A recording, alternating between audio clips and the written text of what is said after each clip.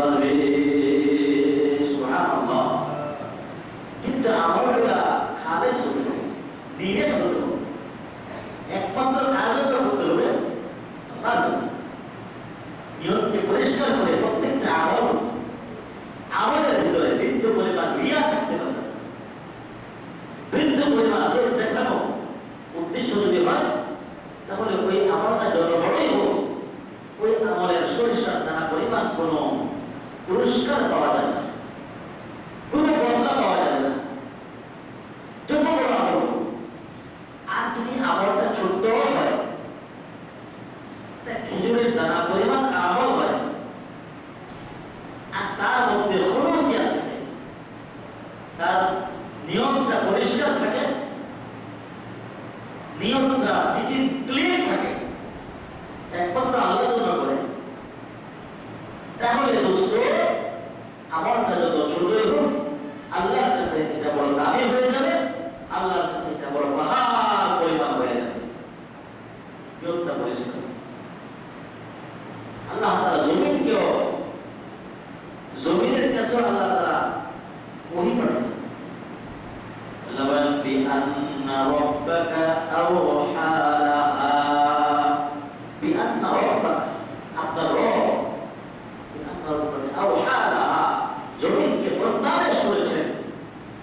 জমিন একদিন তার ভিতরে কি আছে, তার ভিতরে কি লুকায়িত আছে, জমিন কমিয়ে সবকিছু ওপেন করে দিবে, সবকিছু খুলে দিবে। জমিনের ভিতরে কি আছে, বিআন্না রাব্বাকা আওহা লাহা, তখন জমিনের ভিতর থেকে সব বের হয়ে আসে। আল্লাহ তাআলা মৌমাছিকে প্রত্যাদেশ করেছেন। দেখেন আল্লাহ তাআলা এমন সুন্দরভাবে দুনিয়া এই নিজামগুলোকে তৈরি করেছেন, নিজাম দিয়েছেন। ছোট্ট মৌমাছি, তাকে আল্লাহ তাআলা হুকুম করছেন, তার কাছে আল্লাহ তাআলা ওহী করেছেন। ওয়া আওহা রাব্বুকা ইলান নাহলি আন ইত্তাখিযি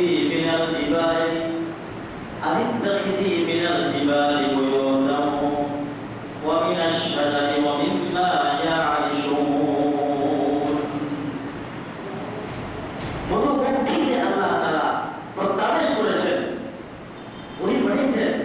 وأوحى ربك إلى النحل أن اتخذي من الجبال بيوتا, তুমি পাহাড়ের পাদদেশে, পাহাড়ের গুহার ভিতরে তোমার ঘরটা নির্মাণ করো, গাছের ডালে তোমার ঘর নির্মাণ করো, উঁচু জায়গায় তোমার ঘর নির্মাণ করো। এই মধুমান পোকা, এই মৌমাছি, তার মাধ্যমে আল্লাহ তাআলা আল্লাহর বান্দাদেরকে এমন জিনিসের ব্যবস্থা করেছেন যে মধুমাছি, এই মধু পোকা অনেক দূর দূরান্ত থেকে সে মধু আহরণ করে। দেখবেন যখন সরিষা হয় তো সরিষা ফুলের মধু আনে, যখন আপনার বড়ি হয় তখন বড়ি ফুল থেকে যা মধু আহরণ করে সে তার বাসার মধ্যে মধু আইনা জমায় রাখে।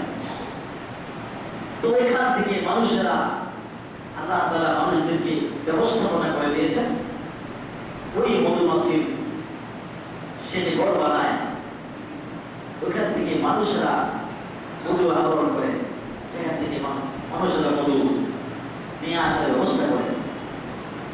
ওই মধুগুলা মানুষেরা পান করে মানুষের বড় বড় রোগের প্রতিষেধক। মধুর মাধ্যমে আল্লাহ তাআলা মানুষের অনেক রোগকে সুস্থ করে।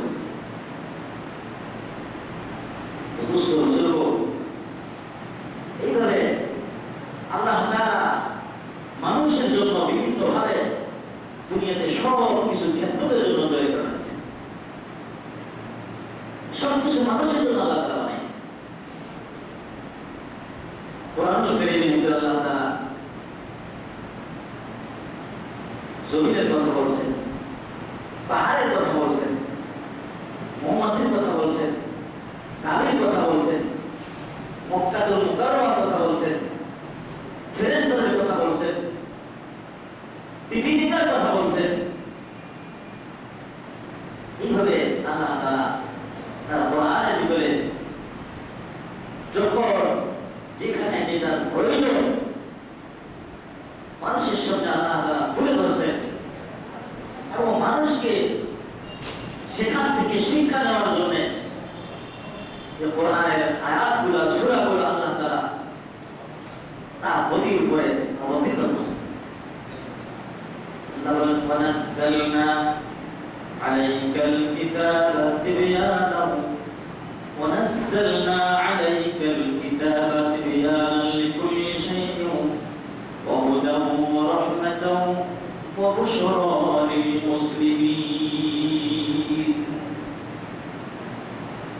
ওয়ানাজ্জালনা আলাইকাল কিতাব, আমি এই কিতাবের ভিতরে অবতীর্ণ করেছি। ওয়ানাজ্জালনা আলাইকাল কিতাবা তিবয়ানান লিকুল্লি শাইইন, প্রত্যেকটা বস্তুর বিস্তারিত ব্যাখ্যা বিশ্লেষণ আমি আল্লাহ এই কোরআনুল কারীমের ভিতরে বর্ণনা করে দিয়েছি। তোমরা সেখান থেকে তোমাদের মেধা দিয়ে, তোমাদের জ্ঞান দিয়ে সেগুলো তোমরা রিসার্চ করে গবেষণা করে দেখো। মুহতারাম ভাই ও দোস্ত বুজুর্গ, এই যে আমরা কুরবানি করেছি, কুরবানি করাটা কি ওয়াজিব? কুরবানি কি ওয়াজিব না? যদি সামর্থ্য থাকে, নেশাব পরিমাণ মাল থাকে, ওই 3 দিন জিলহজ মাসের 10 তারিখ, 11 তারিখ, 12 তারিখ সূর্য ডোবা পর্যন্ত যদি কারো কাছে নেশাব পরিমাণ মাল থাকে, তাহলে ওই ব্যক্তির উপরে কুরবানি করাটা ওয়াজিব, ঠিক না?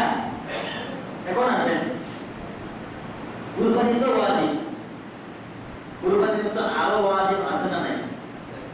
আছে না? এশারের নামাজের পরে যে 3 রাকাত ফজরের নামাজ, এটা কি? এটা কি ওয়াজিব না? তো কুরবানির ওয়াজিব আদায় করার জন্য 5 লক্ষ 10 লক্ষ টাকা ব্যয় করে উঠিয়া বাজারে যায়, এই বৃষ্টির মধ্যে গরুর প্রস্রাব পায়খানা শরীরে ভরায়া, শরীরে লাগছে, কাপড়ে লাগছে, নষ্ট হয়ে গেছে, এরপরে কিনতে হয়েছে, ঠিক না? এরপরে কিনছে, কত কষ্ট। এই ওয়াজিব আদায় করার জন্য এত কষ্ট। আর এশারের নামাজের পরে যে 3 রাকাত বেদের ওয়াজিব আছে, ওটার তো কোনো খবর নাই। কি বলে কথা ঠিক কিনা? ওই এটা যেরকম ওয়াজিব, ওইটা তো ওয়াজিব। এই ওয়াজিবের জন্য এত কষ্ট, আর ওই ওয়াজিবটা গেল কোথায়? তাহলে বোঝা গেল এই ওয়াজিবের মধ্যে লাভ আছে, আর ওইটার মধ্যে বাস্তবে লাভ দেখা যায় না, এজন্য ওইটার খবর নাই। কারণ এইটা 5 লক্ষ টাকা ব্যয় করছে, আবার বৃষ্টির মধ্যে এই গরুর প্রস্রাব পায়খানা শরীরে লাগাইছে, কাপড়ে জামা পরতে লাগাইছে, এরপরও কিনছে। এর মধ্যে গোশত খাওয়ার একটা সুবিধা আছে না নাই? এর মধ্যে গোশত খাওয়ার একটা সুবিধা আছে, এই জন্য এই ওয়াজিব দিতেই হবে। অনেকের উপর ওয়াজিব হয় না, এরপরও দিছে, কেন? এর মধ্যে সুবিধা আছে। আর বেদের নামাজের ওয়াজিব যে ওটার মধ্যে কোনো সুবিধা নাই, গোশত খাওয়ার ব্যবস্থা নাই, এই জন্য ওইটার কোনো খবর নাই। কি বলে কথা ঠিক কিনা? এই ঈদের নামাজের, ঈদের ওয়াজিব যেরকম আদায় করতে হবে, কুরবানির ওয়াজিব যেরকম আদায় করতে হবে, ঠিক তেমনি ভাবে বেদের নামাজের ওয়াজিব প্রত্যেকটা মুসলমানেরও আদায় করতে হবে কিনা? ঈদের দিনে, ঈদুল ফিতরের দিনে 2 রাকাত নামাজ পড়া যেরকম ওয়াজিব, ঈদুল আযহার দিনে 2 রাকাত নামাজ পড়া যেরকম ওয়াজিব, এটা আদায় করার জন্য উত্তম পোশাক পরে, সুন্দর জামা পরে, আতর গোলাপ সুরমা লাগায়া সাজগোজ করে প্রতি বছর যেরকম রোজা না রাখলেও ঈদগাহে যায়া ঈদের জামাতে, ঈদের ময়দানে দেখবেন যে জায়নামাজ এখানে নিয়ে সবার আগে যায় বসে রয়েছে, আগের কাতারে সে বসে রয়েছে, আছে না এরকম? কিন্তু রোজা 30টার মধ্যে একটাও রাখে নাই, কিন্তু ঈদের নামাজে সবার আগে।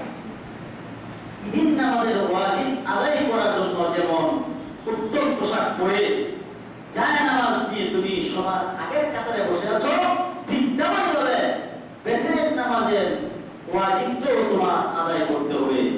তবে কি হবে না, তুমি বছরে একবার আর দুইবার আদায় করলে চলবে না। আল্লাহ তাআলা হুকুম গুলা আল্লাহ তুমি তরিকা মতো নবীর সুন্নাত মোতাবেক আদায় করতে হবে। বেতের নামাজ পড়ার জন্য আমাদের লোক পাওয়া যায় না, আমরা মসজিদে লোক পাই না। ফরজ নামাজ আদায়ের জন্য লোক পাওয়া যায় না, কিন্তু ঈদের নামাজের মধ্যে পুরা ঈদগাহ ভর্তি, পুরা মাঠ ভর্তি হয়ে গেছে, মসজিদ ভর্তি হয়ে গেছে। হুজুর বছরে একবার একটা নামাজ, এটা না বললে কেমন দেখা যায়, কি বলেন কথা ঠিক কিনা? এটা না বললে তুমি একেবারে সব শেষ হয়ে গেছে তোমার, তুমি মুখ দেখাইতে পারবে না। প্রতিদিন তো তোমার উপরে 5 ওয়াক্ত নামাজ ফরজ, ওই 5 ওয়াক্ত নামাজের ফরজের সময় তুমি কোথায় চলে যাবে? ওই সময় তোমাকে কেন পাওয়া যায় না? প্রতিজ্ঞ ছিল যে 5 ওয়াক্ত নামাজের যে ফরজ, 5 ওয়াক্ত নামাজ যা আল্লাহ তাআলা আমাদের উপর ফরজ করেছেন, প্রতিদিন ফজর থেকে নিয়ে আসা পর্যন্ত আল্লাহ তাআলা 5 ওয়াক্ত নামাজ ফরজ করেছেন। বেতের নামাজ সহ 6 ওয়াক্ত ওয়াজিব। প্রত্যেকটা মুসলমানের উপর এই 5 ওয়াক্ত নামাজ সময় মতো আদায় করা, সঠিকভাবে আদায় করা আল্লাহ তাআলা ফরজ করে দিয়েছেন। এই ফরজের খবর নেই, কিন্তু ঈদের নামাজে ওয়াজিব আদায় করার জন্য এত গুরুত্ব, কুরবানির সময় কুরবানির ওয়াজিব আদায় করার জন্য এত গুরুত্ব। ঠিক আছে, অসুবিধা নাই, আদায় করেন। কুরবানির মধ্যে তো লাভ আছে, গোশত খাওয়ার ব্যবস্থা আছে, আছে না নাই? গোশত খাওয়ার ব্যবস্থা আছে, সুবিধা আছে। এজন্য এই ওয়াজিব আদায় করার জন্য পাগল করা, কিন্তু বেতের নামাজের ওয়াজিব আদায় করার কোনো, এটা যেমন আদায় করা দরকার, ওই বেতের নামাজের ওয়াজিব আদায় করা দরকার। এই ওয়াজিবগুলি আদায় করা যেরকম দরকার, এর থেকে আরো কোটি কোটি গুণ বেশি জরুরি হলো আমার প্রতিদিন দৈনন্দিন 5 ওয়াক্ত নামাজ আদায় করার সময়। কিন্তু আমরা মুসলমান অনেক যুবক ভাইরা নামাজের খবর নেই, অনেক বুড়া বাবারা নামাজের খবর নেই। বছরে একবার ঈদের নামাজ পড়তে আসে। বাপ মা মারা গেলে, এলাকার কোন লোক মারা গেলে, মুরব্বী মারা গেলে, সেখানে এই বছরে অনেক বছর পর তাকে একবার দেখা যায়। যদি এই জানাজার নামাজেও যদি সে না আসে, জানাজা পড়তে যদি না আসে, তাহলে সমাজের মধ্যে সে বড়, মানুষের চোখে সে বড় হেয় প্রতিপন্ন হয়ে যাবে। মানুষ তার সমালোচনা করবে। সে জানাজার মধ্যে আসতে অবস্থিত হইল না। দেখবেন জানাজায় আসার পরেও খরচ করে না। অনেক মানুষ আছে যে ওয়াক্তে জানাজা পড়া হবে, ওই ওয়াক্তে নামাজটা সে করে না। খেয়াল করে দেখবেন বাইরে বসে রয়েছে জানাজা পড়ার জন্য, বসে রয়েছে জানাজা পড়ে চলে না। মুসলমানের অবস্থা কি? আজকে আমরা কোথায় আছি? এজন্য আমার মুরব্বী বাবারা, আমার পরিবার যুবক ভাইরা, আসক্ত নামাজ পড়ো। যে ব্যক্তি নামাজ পড়বে, যে ব্যক্তি তার জীবনকে নামাজের মাধ্যমে গঠন করবে, সে অবশ্যই দুনিয়া যত খারাপই আছে, দুনিয়ার যত অশ্লীলতা, বেহায়াপনা, যত খারাপই আছে, আল্লাহ তাআলা তাকে নামাজের মাধ্যমে তাকে হেফাজত করবে। নামাজই তাকে একদিন না একদিন খারাপের দিকে হেফাজত করবে। আজকে আমাদের সমাজে নামাজি পাওয়া যায় না, সত্যিকার নামাজি পাওয়া যায় না। আল্লামা কুতুবউদ্দিন বখতিয়ার কাকি রাহমাতুল্লাহ আলাইহি দিনের কুতুব ছিলেন। হাজার হাজার মুরিদ ছিল না। উনি ইন্তেকালের সময় যখন নিকটবর্তী হয়ে গেছে, তো ওনার যে খাদেম ছিল, খাদেমকে ডেকে বলছে, যে আবার মনে হয় আর সময় বেশি বাকি নেই, আমি ইন্তেকালের পরে আমাকে গোসল করাবে, কাফন পরাবে, কাফন পরাবে, আমাকে খাটিয়ার মধ্যে শোয়াবে। এরপরে আমার জানাজাটা এমন একজন ব্যক্তি পড়াবে যার মধ্যে 4টে গুণ আছে। যার মধ্যে কয়টা গুণ? 4টে গুণ থাকবে, ওই ব্যক্তি আমার জানাজা পড়াবে। আর যদি এরকম লোক পাওয়া না যায় তাহলে আমার জানাজা ছাড়াই আমাকে দাফন করে দেবে। 4টে গুণ। 1 নম্বর, যার জীবনে কোনোদিন তকবীরে উলা ছোটে নাই, জীবনে কোনোদিন তকবীরে উলা, আমাদের জীবনে মানে তকবীরে উলা ছোটে নাই নাকি? আমাদের কি অবস্থা আমাদের? আল্লাহু আকবার। ফজরের নামাজে তো মুসলিমই পাওয়া যায় না। আমাদের ঘুম রাত্রিবেলা আমাদের মুসলিম আমাকে প্রশ্ন করে, হুজুর ফজরের নামাজটা ঠিক পড়তেই না, বাকি মোটামুটি করি, এমন তাই কেন পড়তে পারেন না? তো হুজুর রাত্রে যা শুইতে দেরি হয়, তো শুইতে যদি দেরি হয়, আপনি যদি 2টা 3টা বাজে শোন, তাহলে ফজরের নামাজ আপনি কি করে পড়বেন? আপনি যদি ফজরের নামাজ পড়ার ইচ্ছা থাকে, খেয়াল থাকে, তাহলে আপনাকে 10টা একবারে বেশি হলে 11টার পরে নেওয়া যাবে। 11টার ভিতরে আপনাকে শুইতে হবে। 11টার ভিতরে যদি শুইতে পারেন তাহলে আপনি 4টা বাজে উঠতে পারবেন, আর 16টা ঘুম হবে। তো ফজরের নামাজ আপনি সুন্দরভাবে পরিবেশনটা করে, পরিষ্কার পরিচ্ছন্নতা অর্জন করে, পবিত্রতা অর্জন করে বা জামাত তাকবীর আমরা আদায় করতে পারবো। তো উনি কি বলছেন? যার জীবনে কোনোদিন তকবীরুল্লাহ ছুটে নাই, এই ব্যক্তি আমার জান্নাত পাবে। 1। 2 নম্বর, যার জীবনে কোনোদিন তাহাজ্জুদ ছুটে নাই। কি ছুটে নাই? তাহাজ্জুদ ছুটে নাই। আমাদের অবস্থা কি? তাহাজ্জুদ তো পরের কথা, ফরজ নামাজের তো খবর নেই, ওয়াজিবের তো খবর নেই। যার জীবনে কোনোদিন তাহাজ্জুদ ছুটে না, সে আমার জান্নাত পাবে। 3 নম্বর, যার জীবনে কোনোদিন আসরের নামাজের সুন্নতটাও ছুটে নাই, সে আমার জান্নাতে পড়বে। 4 নম্বর, যে কোনোদিন বেগানা নারীর দিকে এই চক্ষু দিয়ে তাকায় নাই, ওই ব্যক্তি আমার জান্নাত পাবে। এই 4টে গুণ যার মধ্যে আছে। কয়টা গুণ ভাই? 4টে গুণ যার মধ্যে আছে। আমাদের মধ্যে কি গুলো আছে? একটা বলা হয় আমাদের নাই। আমার জীবনে কত যে তাহাজ্জুদ ছুটলো, কত তাকবীরুল্লাহ ছুটে গেল। আসরের নামাজের সুন্নত তো এটা আমাদের করতেই হয় না, এটা সুন্নতে যায় না, এই জন্য আমরা পড়ি না। মাঝে মাঝে পড়ার পক্ষে মাঝে মাঝে হলেও পড়া দরকার। আর বেগানা নারীর দিকে দৃষ্টিপাত করা, এটা তো আমাদের চক্ষুকে হেফাজত করা। রাস্তায় বের হলে নিজের দৃষ্টিকে নিচু রাখা, এটা বড় বিশাল একটা জিহাদের। যুদ্ধের ময়দানে যা শত্রুর বিরুদ্ধে জিহাদ করে যাবো, এর চেয়ে বেশি কঠিন বর্তমানে। কি বলেন কথা ঠিক কিনা? এর চেয়ে বেশি কঠিন। তো ওনাকে গোসল করে কাফন পরা জানাজা রেডি করে ফেলছে। লক্ষ লক্ষ মানুষ,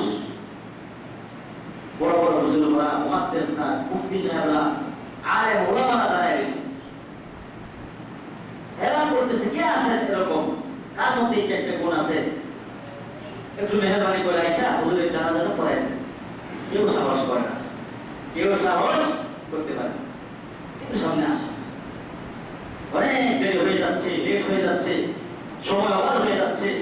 হঠাৎ করে একজন লোক পিছন থেকে দাঁড়ায় সামনে দিকে আসছে, আইসা হুজুরের জানাজা পড়াইছে। কি করছে ভাই? হুজুরের জানাজা পড়াইছে। কুতুবউদ্দিন বখতিয়ার কাকি রাহমাতুল্লাহ আলাইহি কেমন কুতুব ছিলেন, আল্লাহ কেমন প্রেমিক ছিলেন, কত বড় আমলদার লোক হইলে এরকম শর্ত দিতে পারে। তো ওই লোকটা জানাজা পড়াইছেন, উনি কে ছিলেন? দিল্লির সম্রাট শামসুদ্দিন আল-তামাস। ওনারা শুধু বাদশা ছিলেন না, আগের দিনের বাদশারা যেরকম বাদশা ছিলেন, ওনারা বুজুর্গ ছিলেন, ওনারা আলেম ছিলেন, মুফতি মুহাদ্দিস ছিলেন, এবং দিনের বেলা বাসায় করছেন আর রাত্রিবেলা আসল বাসার সাথে যোগাযোগ করছেন। সুবহানাল্লাহ। জানাজাটা পড়ায় বলছেন, ও আল্লাহর ওলি, আপনি তো দুনিয়ার থেকে চলে গেছেন, আমার জীবনের আমলটা পৃথিবীর মানুষের কাছে আপনি প্রকাশ করে দিয়ে গেছেন। দোস্তরা, এভাবে একটু আমল করা দরকার, আল্লাহর জন্য আমল করা দরকার। দুনিয়ার কোন মানুষের জন্য আল্লাহ আমাদেরকে যে কথাগুলি বললাম, আমাদেরকে একটু মেহনত করার চেষ্টা করার তৌফিক দান করেন। সমস্ত আমল যেন আমরা আল্লাহর জন্য করতে পারি। আল্লাহ আমাদেরকে কবুল করেন। আমিন সুম্মা আমিন। ওয়া আখিরু দাওয়ানা আলহামদুলিল্লাহি রাব্বিল আলামিন।